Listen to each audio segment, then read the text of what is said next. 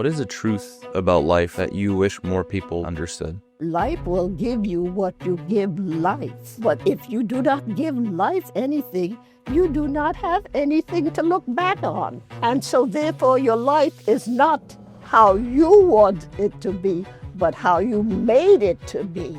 And you think most people aren't doing that? No. In this video, I'll be asking one of the oldest living people on the planet, 102-year-old Geraldine, about her secrets for living a long, happy, and healthy life. As a woman born in the 1920s, you can only imagine what she has seen and experienced, and today she is sharing everything with us with the hope that her advice will guarantee that you won't wake up one day to a life full of regret. I highly recommend you listen very, very closely to this one. How old are you? 102. What does it feel like to be 102? Blessed. I feel blessed to live this long and to be able to talk and be able to walk and to observe and tell you about the things that were in my life before 102. Life is what you make it. You make it hard, it's going to end up hard. But if you try and make it soft, when I say make it soft, I mean if you try to help others, you're making life soft, because it's not only soft for them, it's soft for you. And as you go up, it's softer and softer, and you're able to embrace life. When you wake up every day and you look in the mirror and you realize you are 102 years old, not 25, not 44, not 67, but 102, do you feel that genuinely? I mean, I don't know what it feels like, but do you feel that? No, I don't feel any way different. I feel me, and I don't know what it is to tell you I feel me, but that's how I feel. This is Geraldine. Where do you think most people go wrong as they get older to not be able to get to the point you're at and be the way you are and feel that way? Because I think they do not think of other people as they're growing, as they're living. I think the most important thing is to consider other people as you would consider yourself. And you think most people aren't doing that? No, not as they should. But I think because I was taught to think of other people, that's why God has allowed me to live this long. That's one of the things I think I should be proud about. You always thought of other people. And maybe this is my reason for living so long. Maybe there's some people thinking about me. When you think about when you grew up during the Great Depression, you grew up during the war. Right. That's your childhood. If you think about that compared to how, I don't know, people are growing up now, this world versus that world, would you think it was easier, better to grow up when you were young, or easier now? When I was young. Because you didn't have all these things to worry about. There's so many things we have. We know so much. I knew the world here. Now I know the world. It makes a difference because other people are still living in this world. So you're 102, so you're born in 1923? That's right. January 24th, 1923. Why do you think your memory is so incredible? I mean, the way you're remembering everything and the names, the numbers. I'm assuming they're right, obviously. I can't correct you. Yes. I lived in 1516. I lived in 1431. I lived at 380 Howard Avenue. And I live at 158 Macon Street. Do you do anything to keep your memory intact, or are you lucky? No, I do not. I seem to remember those things because it was part of my life. It was part of my living. I used to keep a journal. I kept journals all along. I used to, with my journal, I thank God for sleep. I thank God for life. I ask Him to help me to do the best I can. That's why it has been a good life for me, because I have thought of other people.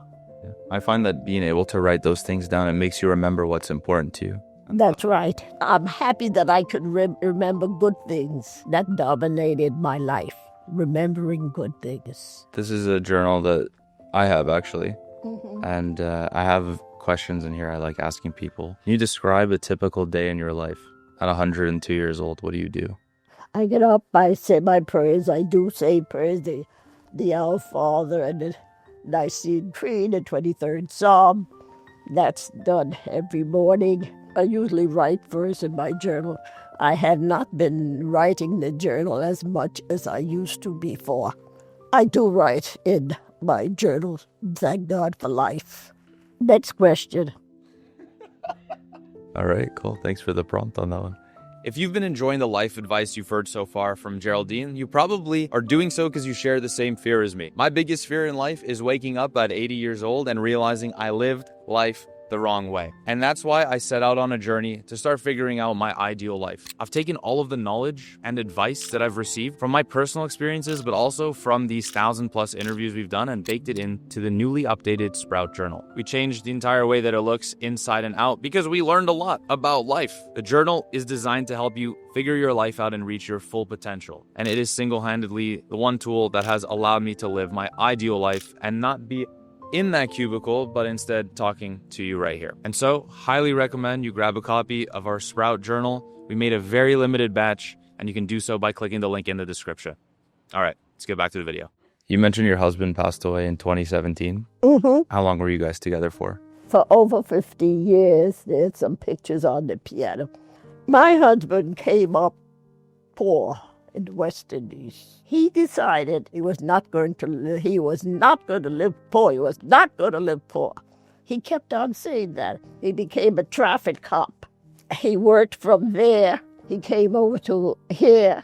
He married me. He decided, I guess he thought he'd married the first person he saw, but it wasn't that bad. Anyhow, I met him in March. We got married in August. We were together until 2017. When he died. Leon came up with nothing. This is what he based his life on. They were going to get out of this poverty, and they did. Leon ended up working in the law office. This is what he wanted. He wanted to be a lawyer. Well, he got as far as working in the law office downtown. This is what he came from, and this is what this is how he ended. Life will give you what you give life. Life will always give you what you give life. But if you do not give life anything, you do not have anything to look back on. And so therefore your life is not how you want it to be, but how you made it to be. A lot of people who were in your husband's position probably didn't end up at the level he did.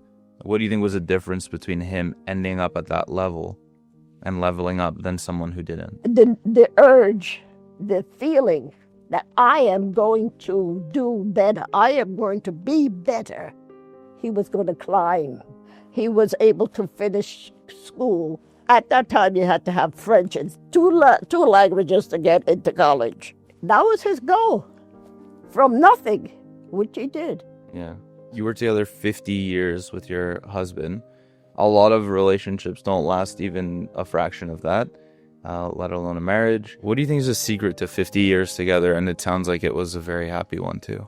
For one thing, we never fought. Fighting was not part of him. He was words. I was the same way. I think the fact that I was taught to respect other people the same way I would respect myself. I think that's what has taken me through life. Respect of other people. Can you define the word love for me? Love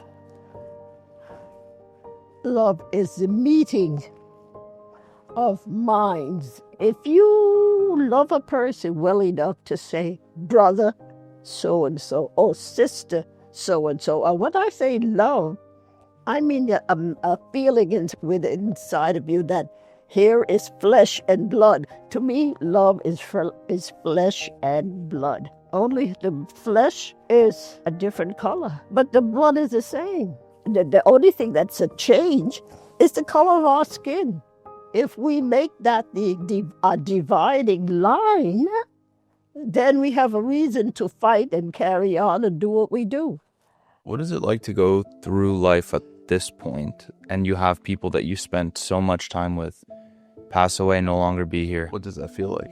I don't know. My husband, my whole family, everyone in my family, I'm the only one left. The day you die or the day I die,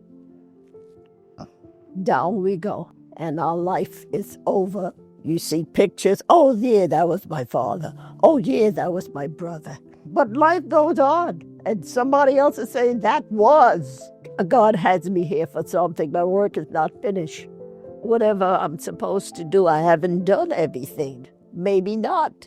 My mother used to tell me, when you sit down, you'll do until you finish what you have to do. And I think of that all the time, until you finish what you have to do. And here I am, 102. At this stage of the game, it's time for me to get a new set of dental work because because my gums are going in this way and the teeth going out that way. I'm living another 102 years, so I wouldn't need to bother with the teeth. So if you hear a clacking, that's the teeth, not me, okay? What is a truth about life that you have learned that you wish more people watching and listening understood? You get back in life what you put out. I think that's the most important thing in life. Think about other people as you would think about yourself. But if you do it for yourself, you will not have a good life for somebody else. If you put it out because this is what you want this person or this individual to have, then life is altogether different for you.